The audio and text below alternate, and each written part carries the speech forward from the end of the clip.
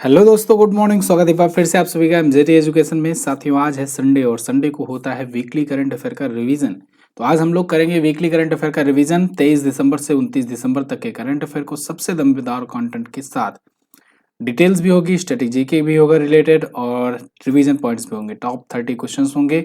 आपको सारे क्वेश्चंस देखने हैं और अपने मन से जवाब भी देते जाने हैं। एंड में आपको अपने स्कोर बताने हैं। स्कोर जितना भी आता है जेन्युइनली आप लोग सही सही बताइएगा, ईमानदारी से। यहाँ पर कोई सजा नहीं मिलने वाली है आपको, ठीक है ना। तो जितना भी 22, 26, 28 जितना भी आपका स्कोर आता है आप कमेंट करके जरूर बताइएगा। चलिए, और इसकी क्विज पीडीएफ आप जानते हो एमजेटी ऐप के प्लेटफॉर्म पर आपको मिल जाता है। एमजेटी ऐप आपको यहाँ पर गूगल प्ले स्टोर पर मिल जाएगा। Free PDF, free quiz, daily, weekly, monthly सब मिलेगा आपको, ठीक है ना। आगे बढ़ूं इससे पहले ग्रैंड फिनाले सेल चल रहा है टेक्स्ट बुक का, तो 28 से 31 दिसंबर तक है। मात्र 307 रुपए में, जो कि इस साल का सबसे लोवेस्ट प्राइस है, टेक्स्ट बुक पास प्रो प्राप्त कर सकते हो। लेकिन ध्यान रहे 307 तभी लगेगा प्राइस जब आप एमजेटी कूपन कोड यूज करोगे, वरना आपको 349 पे करने पड़ेंगे। तो एमजेटी कूपन कोड यूज कीजिए, 307 में ये प्राप्त कीजिए टेक्स्ट बुक पास प्रो, और इंडिया के सभी एग्जाम के मॉक टेस्ट आप यहाँ पर प्राप्त कर पाओगे। लिंक डिस्क्रिप्शन में दिया गया है और पिन कमेंट भी चेक कर लीजिएगा। शुरू करते हैं। पहला क्वेश्चन, 24वीं बिम्स्टेक वरिष्ठ अधिकारियों की बैठक का आयोजन किस देश के द्वारा वर्चुअल रूप से किया गया। तो साथियों, 24वीं बिम्स्टेक वरिष्ठ अधिकारियों की बैठक थाईलैंड में हुई और ये वर्चुअल रूप से हुई। तो वर्चुअली देखिए मतलब वीडियो कॉन्फ्रेंसिंग के जरिए होती है। 24वां संस्करण था और बिम्स्टेक का था। बिम्स्टेक मतलब Bay of Bengal Initiative for Multi Sectoral Technical and Economic Cooperation. BIMSTEC की अध्यक्षता साथियों इस बार ये थाईलैंड ने किया, ये वर्चुअल बैठक का वरिष्ठ अधिकारियों की। बिम्स्टेक के सदस्य देश 7 हैं। बिम्स्टेक मतलब बे ऑफ बंगाल के आसपास के देश है ना, इकोनॉमिक कोऑपरेशन के लिए। तो बे ऑफ बंगाल के आसपास यानी बंगाल की खाड़ी कौन कौन है? भारत, बांग्लादेश, श्रीलंका, म्यांमार, थाईलैंड, नेपाल, भूटान, है ना। नए महासचिव इंद्रमणि पांडे अभी हाल फिलहाल में बनाए गए हैं, इनका नाम याद रखना। अगला, किस राज्य की विधानसभा के द्वारा भू भारती रिकॉर्ड का अधिकार विधेयक पारित किया गया? तो तेलंगाना राज्य की विधानसभा ने भू भारती रिकॉर्ड का अधिकार विधेयक पारित किया है। तेलंगाना में ये विधेयक था, एक प्रकार से पहले था धरणी पोर्टल के नाम से, लेकिन अब उसी को अपडेट किया गया है ना। धरणी पोर्टल एक्चुअल में बीआरएस सरकार ने लगाया था। इस बार वहां कांग्रेस सरकार है, उन्होंने भू भारती रिकॉर्ड का अधिकार नाम से एक नया बिल पेश किया है। कुछ उसमें बदलाव भी किए हुए हैं। तो इस अधिनियम का लक्ष्य है कि भूमि के प्रत्येक टुकड़े को एक विशिष्ट पहचान कोड मिले, रजिस्ट्रेशन नंबर मिले, और सभी को पता रहे उसी रजिस्ट्रेशन कोड के जरिए कि कितना जमीन किसके नाम है, ठीक है।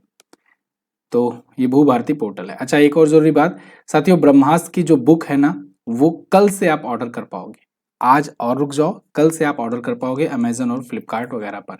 2024-25 के लिए वार्षिकांक जो आ रही है, और इस बार काफी टाइम लग गया, लेकिन जो भी कंटेंट आ रहा है दमदार आ रहा है इस बार। और भी ज्यादा ग्राफिक्स और भी ज्यादा क्वालिटी पेज की और कंटेंट की बढ़ाई गई है। मजा आ जाएगा आपको पढ़ने में।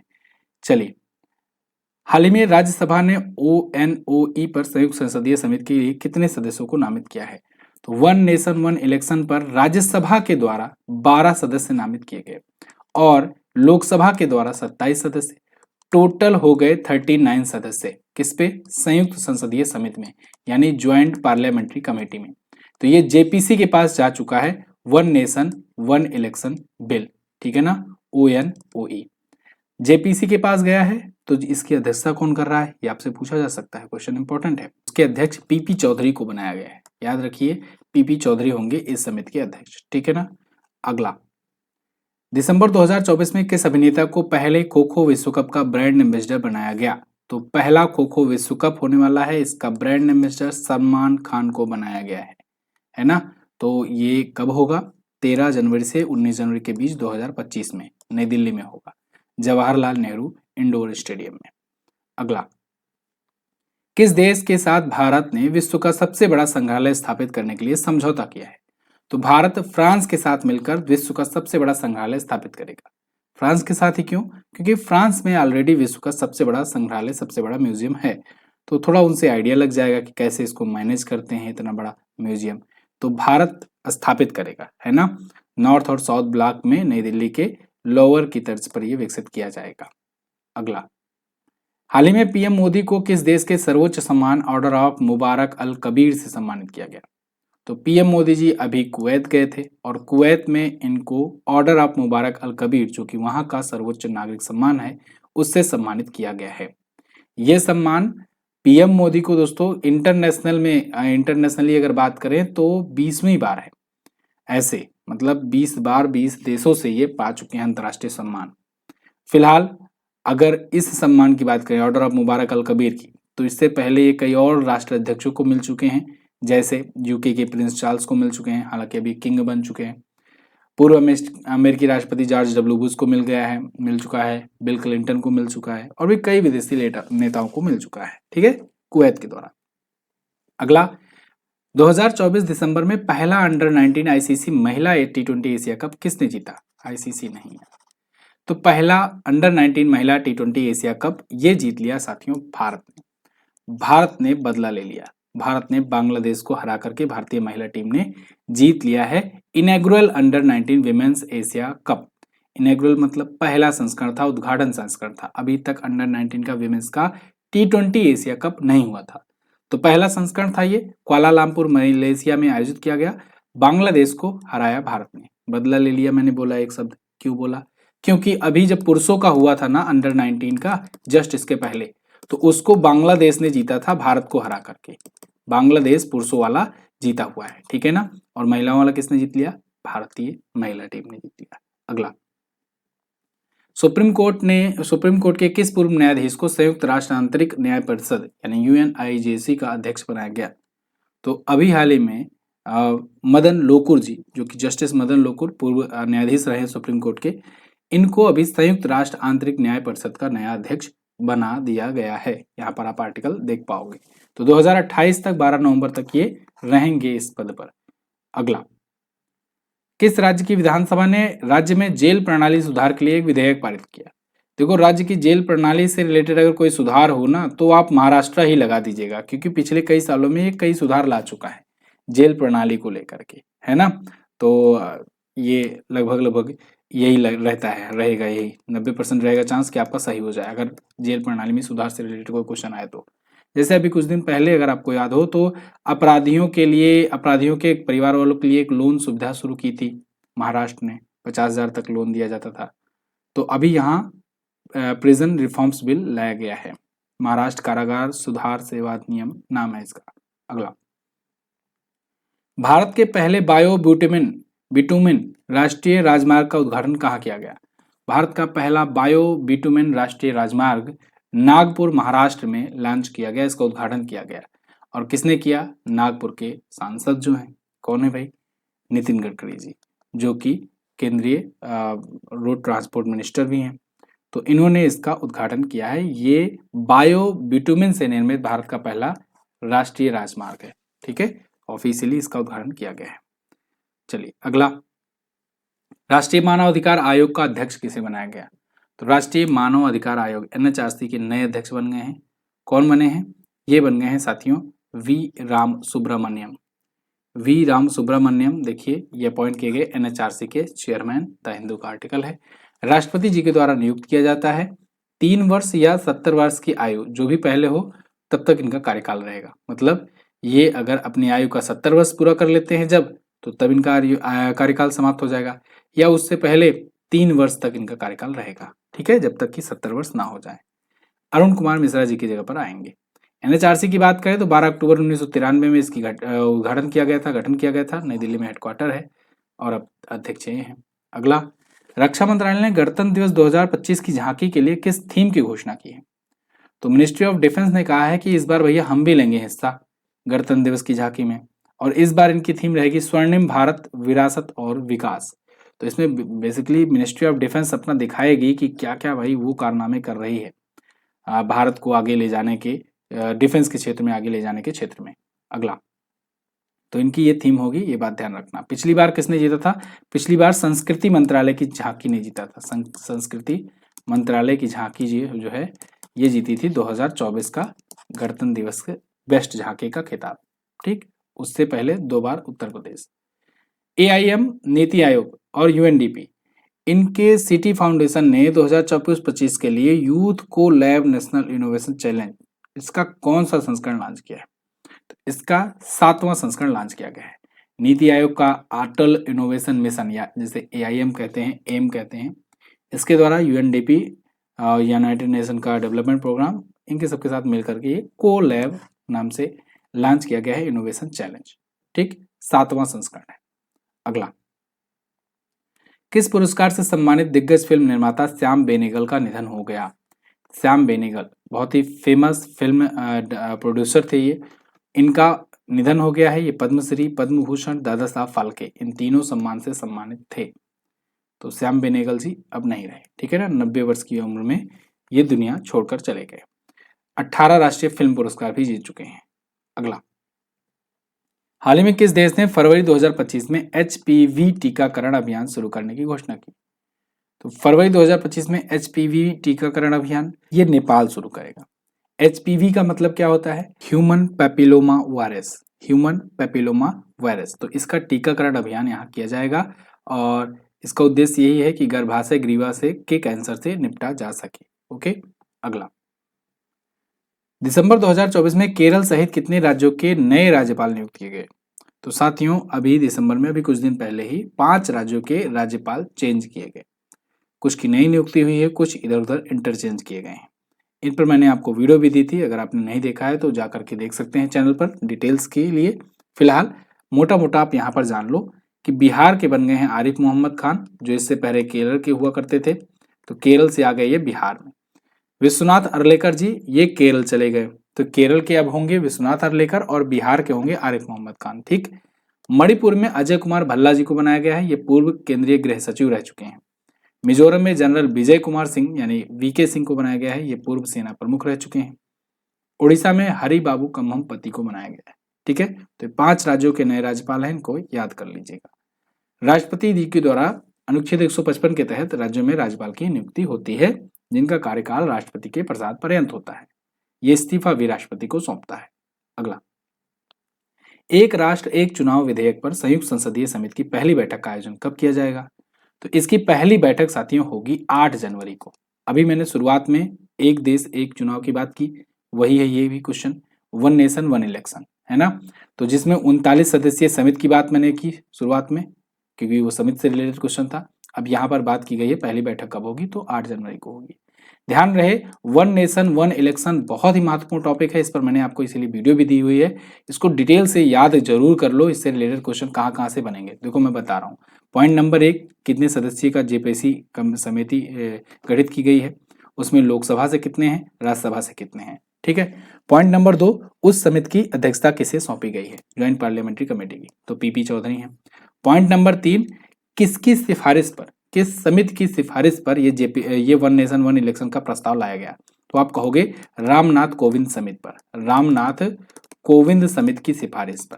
ठीक है ना, ये समिति पूर्व राष्ट्रपति रामनाथ कोविंद जी की अध्यक्षता में बनाई गई थी। इसमें कितने सदस्य थे, तो 8 सदस्य थे। और आगे की जानकारी क्या इन्होंने रिकमेंड किया कि 2029 में कैसे हो सकते हैं सभी एक साथ चुनाव, उसको जानने के लिए जो 1 नेशन 1 इलेक्शन मैंने आपको वीडियो दी हुई है उसको देखिएगा, डिटेल से आपको समझ में आ जाएगा। फिलहाल एक कौन सा वाला बिल होगा, तो चौथा क्वेश्चन यहाँ से बनेगा। तो ये 129वां बिल है, ठीक है, बिल अभी एक्ट नहीं बना है, अभी बिल है, देखना होगा जब कब एक्ट बनता है, जब तक एक्ट नहीं बनेगा तब तक उसका नंबर नहीं मिलेगा। अगला, लिस्ट ए में सबसे तेज शतक लगाने वाले भारतीय बल्लेबाज कौन बन गए, तो लिस्ट ए क्रिकेट में सबसे तेज शतक लगाने वाले बल्लेबाज बन गए अनमोल प्रीत सिंह। तो अनमोल प्रीत सिंह ने एक रिकॉर्ड बना दिया है, सबसे तेज 35 गेंदों में शतक बनाए हैं। 29 गेंदों में तो अभी भी वर्ल्ड रिकॉर्ड है जैक फ्रेजर मैकगर के नाम, और AB डिविलियर्स 31 गेंद में रिकॉर्ड बनाए हुए हैं, उनके नाम है। तो तीसरे हैं विश्व में और भारत में सबसे तेज है। ठीक है, मुंबई इंडियंस, सनराइजर्स हैदराबाद के लिए ये IPL भी खेल चुके हैं। हाल ही में किस केंद्रीय मंत्री को श्री चंद्रशेखरेंद्र सरस्वती राष्ट्रीय उत्कृष्टता पुरस्कार दिया गया, तो अभी हाल ही में केंद्रीय विदेश मंत्री S जयशंकर साहब को श्री चंद्रशेखरेंद्र सरस्वती राष्ट्रीय उत्कृष्टता पुरस्कार प्रदान किया गया है फॉर हिज लीडरशिप। तो दक्षिण भारतीय शिक्षा सोसाइटी SIES के द्वारा इनको सम्मानित किया गया है। ओके, 2.5 लाख रुपए का कैश प्राइज, एक सर्टिफिकेट और एक सजावटी दीपक और एक स्क्रॉल दिया गया। अगला, PM मोदी ने कहां पर राष्ट्रीय नदी जोड़ो नीति के तहत भारत की पहली पहल केन बेतवा नदी जोड़ो परियोजना की आधार रखी शिला रखी। तो राष्ट्रीय नदी जोड़ो नीति शुरू की गई है भारत सरकार के द्वारा, और इसके तहत पहली प्रोजेक्ट जिसमें ये नदी जोड़ी गई है वो है केन बेतवा नदी जोड़ो परियोजना। इसका उद्घाटन मध्य प्रदेश में किया गया है। मध्य प्रदेश के खजुराहो में इसका उद्घाटन किया गया है, खजुराहो मध्य प्रदेश में। और ये केन बेतवा नदी को जोड़ने की परियोजना है जिस पर 44,605 करोड़ रुपए खर्च किए जा रहे हैं। इस परियोजना से मध्य प्रदेश के 10 जिले और उत्तर प्रदेश के भी कई जिले यहाँ प्रभावित होंगे, फायदा उठाएंगे इससे। ठीक है, ये परियोजना पन्ना टाइगर रिजर्व में केन नदी पर 77 मीटर ऊंचा एक बांध भी बनाएगी, जिसे दोधन बांध के नाम से जाना जाएगा। तो देखो बेसिकली नदी जोड़ो परियोजना है क्या, नदी जोड़ो नीति है क्या। इसके तहत दो जो पैरेलल बह रही नदियां हैं उनको बीच में लिंक किया जाएगा, हो सकता है कई जगह लिंक किया जाए, जिससे आसपास के क्षेत्रों में सिंचाई की व्यवस्था और पानी की व्यवस्था उपलब्ध कराई जा सके। अगला, एशियाई युवा और जूनियर भारोत्तोलन चैंपियनशिप 2024 में भारत के भारोत्तोलन दल ने कुल कितने पदक जीते।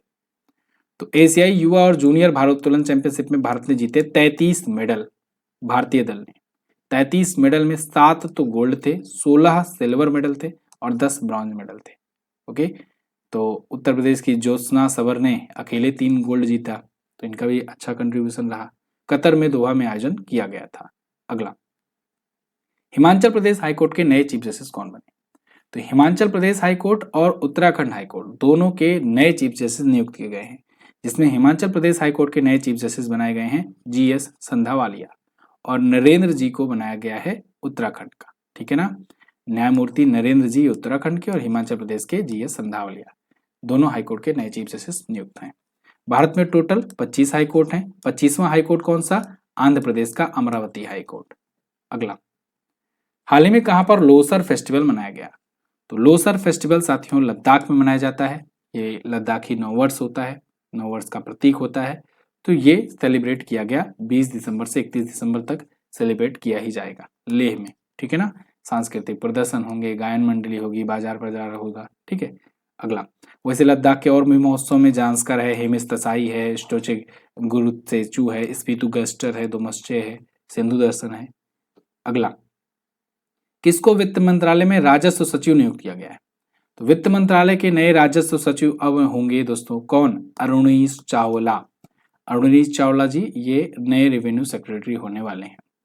वर्तमान रसायन और उर्वरक मंत्रालय के ये फार्मास्यूटिकल विभाग में सचिव थे, अब यहाँ पर होंगे। अगला, हाल ही में किस केंद्रीय मंत्रालय ने राष्ट्र पर्व वेबसाइट और मोबाइल ऐप का शुभारंभ किया।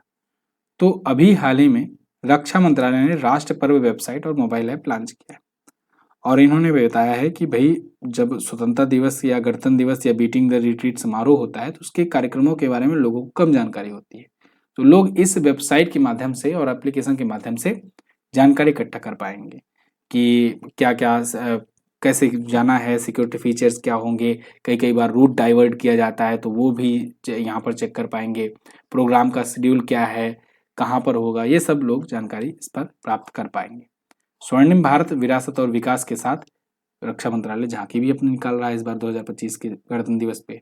अगला, किस देश ने ब्रह्मपुत्र नदी पर दुनिया का सबसे बड़ा बांध बनाने को मंजूरी दी। तो चीन बनाएगा ब्रह्मपुत्र नदी पर दुनिया का सबसे बड़ा बांध।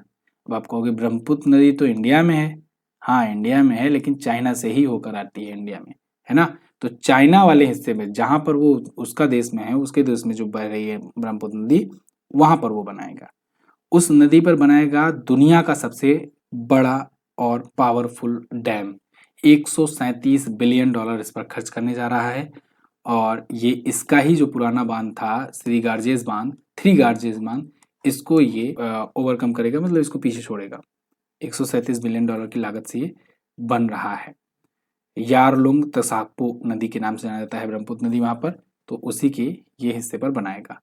तो इससे भारत को भी खतरा है। भारत को अगर एक साथ पानी छोड़ दिया तो भारत बाढ़ आ सकती है ना, अरुणाचल प्रदेश, असम, बांग्लादेश जैसे क्षेत्रों में।